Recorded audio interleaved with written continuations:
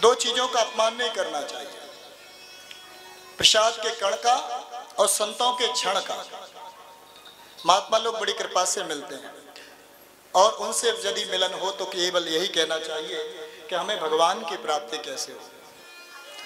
प्रेम से कह श्री राम, गोविंद की प्राप्ति कैसे होगी। एक भक्तमाल में एक राजा की कथा आती है। उस राजा का नाम मेरे को ध्यान नहीं आ रहा। जगन्नाथ जी महाराज के प्रसादी को वो बड़ा, उनके मन में बड़ा श्रद्धा, अगाध श्रद्धा थी। तो राजा का नियम था कि ठाकुर जी की प्रसादी जब आती थी, जगन्नाथ जी के पंडा जब प्रसादी लेकर के आते थे और प्रसादी को देख करके दोनों हाथ आगे बढ़ा करके ठाकुर जी की प्रसादी का स्वागत करते थे। वो राजा दोनों हाथों से सम्मान, दोनों हाथ। पंडा भी बड़े प्रेम से जगन्नाथ जी का प्रसाद देते थे उनको, और प्रसाद को बड़े दिव्य भाव से खुद पाते, सभी प्रजा में, सभी लोगों में, मंत्री संतरी में बांटते, बड़े आनंद से उस प्रसाद का आदर करते थे।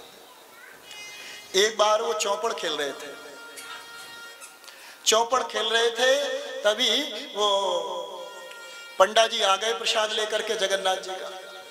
अब जगन्नाथ जी का प्रसाद लेकर के वो पंडा जी आए तो अब सीधे हाथ से तो चौपड़ खेल रहे हैं, अब उन्होंने उल्टा हाथ आगे कर दिया। अब वो प्रसाद तो दिया, लेकिन आज पंडा जी के मन में बड़ा थोड़ा सा क्षोभ है, बड़ा दुख है कि आज राजा को क्या हो गया। खेल के चक्कर में भगवान के प्रसाद का सम्मान नहीं किया।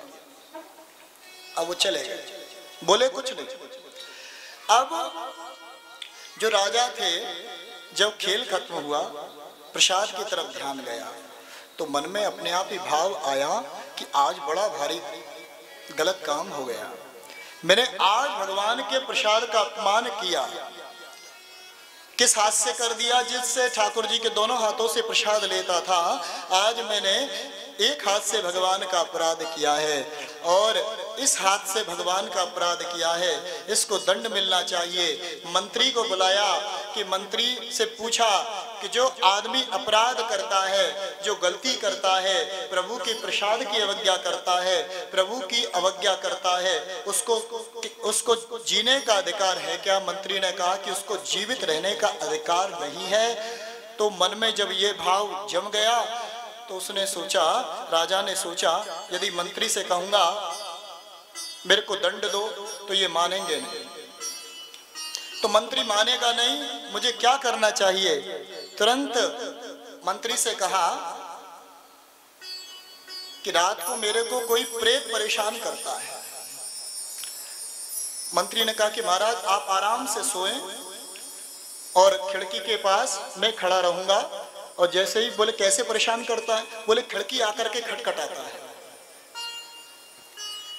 अच्छा, खिड़की आकर के खटखटाता है, ठीक है महाराज। उसने तलवार हाथ में ले ली मंत्री ने और महाराज उसको दिखा करके सो गए। कक्ष में अंधेरा हो गया। चुपचाप से एक गुप्त मार्ग से वो राजा एक उस खिड़की के पास में आए और खिड़की को जोर से बजाने लगे। मंत्री ने सोचा किसी प्रेत का हाथ है, परंतु जोर से तलवार लगाई और राजा का हाथ कट गया।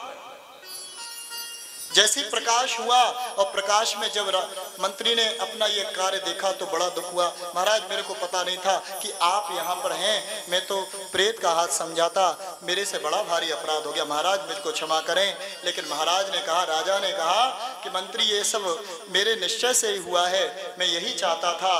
तुरंत जैसे ही उस हाथ को कटने के बारे में प्रभु को पता चला तो जगन्नाथ जी ने अपने पंडों को आज्ञा दी, जाओ जा करके मेरे भक्त का वो हाथ लेकर के आओ और ये दिव्य प्रसादी उसको सौंप करके आओ, उसको दे करके आओ।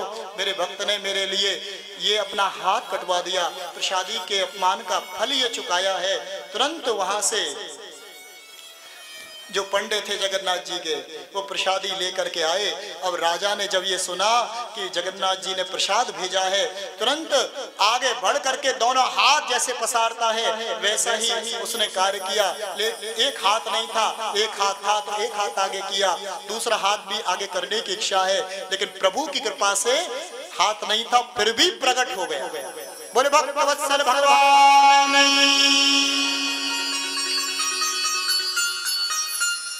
प्रभु की प्रसादी और उस प्रसादी को राजा ने स्वीकार किया।